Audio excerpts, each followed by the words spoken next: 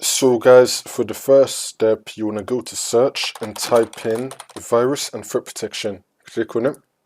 And now once we're here, you want to scroll down until we find virus and threat protection settings. You want to click on manage settings.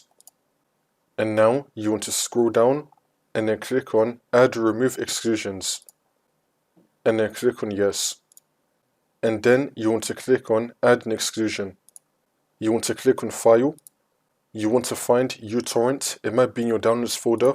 If you do see uTorrent here, you want to select it and then click on open. It will then add the uTorrent application as an exclusion. If you don't have the uTorrent application, then you want to add all the folders that have to do with uTorrent as an exclusion. I'm going to put all of them on screen right now. So for example, let's say that I want to add this folder as an exclusion. I'm going to click on add an exclusion. Now I'm going to select folder.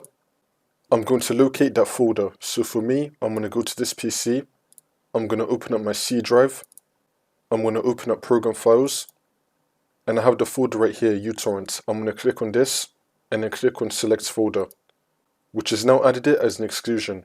I'm going to put all the other folder paths on screen right now. You want to add all those folders as an exclusion and then the problem should be fixed.